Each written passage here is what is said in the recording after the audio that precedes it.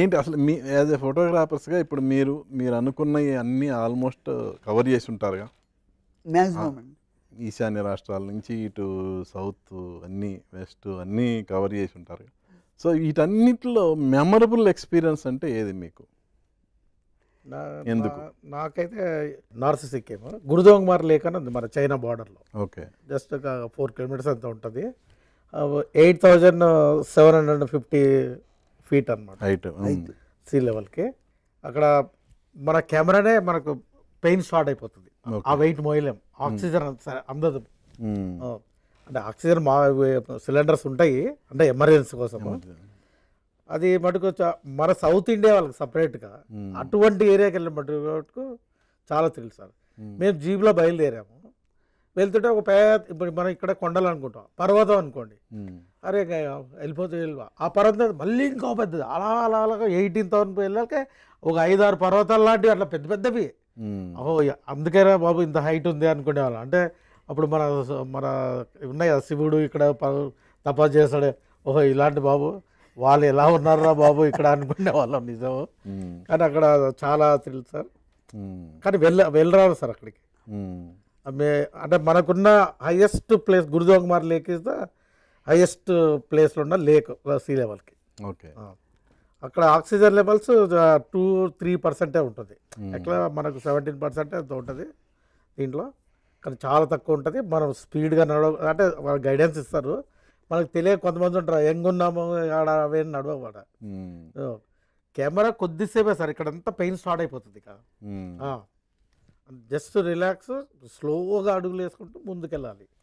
ఇక అది నాకైతే నేను వెళ్ళిన ప్లేస్లో పైగా అది ఎవరితో మాట్లాడుకున్నా కానీ అంత హైట్కి నార్మల్గా మనుషులు వెళ్ళడం అనేది కుదరదు. ఆర్మీ వాళ్ళు వెళ్తారు, వాళ్ళు ఇంకా చాలా దారుణమైన ప్లేస్లో వెళ్తారు.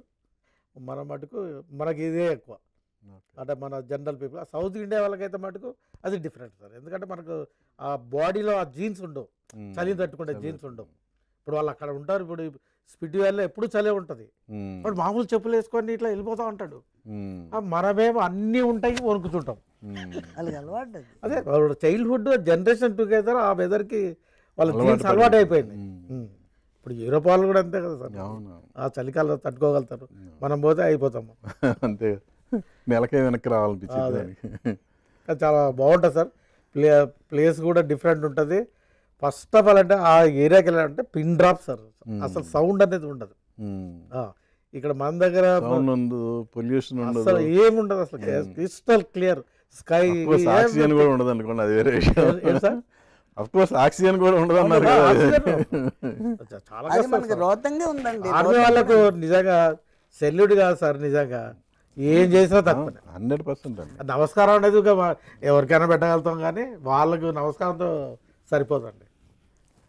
ఎవ్రీ ఇండియన్ షుడ్ వాళ్ళకి అక్కడ ఒక పాయింట్ ఉంటుంది, ఆర్మీ పోస్ట్ ఉంటుంది. అక్కడ ఆ టైం తర్వాత వదులుతారు అనమాట. 5 కిలోమీటర్స్కి అక్కడికి వెళ్తాము. కానీ వెళ్ళి రావాలి సార్. మీరు ఎన్ని చూసినా ఆ ఏరియాకి వెళ్ళేస్తే డిఫరెంట్గా ఫీల్ అవుతారు డెఫినెట్గా.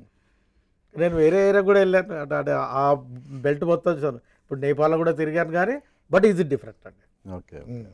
మరి ఫుడ్ ఎలా అండి? ఇప్పుడు ఇన్ని తిరుగుతుంటారు కదా, రకరకాల అన్ని ప్లేస్లో అరేంజ్మెంట్ ఉంది సార్. అక్కడ చిన్న చిన్న అదే విలేజ్ లాగానే ఉంటాయి అవి.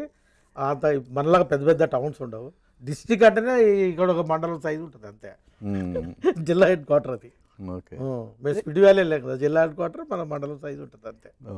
ఇప్పుడు కమ్యూనికేషన్ పెరిగింది, ట్రాన్స్పోర్టేషన్ కానీ ఇది కానీ. ఆర్మీ ఆల్సో హెల్ప్, హెలికాప్టర్ దగ్గర ఎక్కడైనా ఫుడ్ అందకపోతే వాళ్ళు ఇప్పుడు ట్రాన్స్పోర్ట్ పెరిగిపోవడం వల్ల చాలా ఈజీ అయిపోయింది.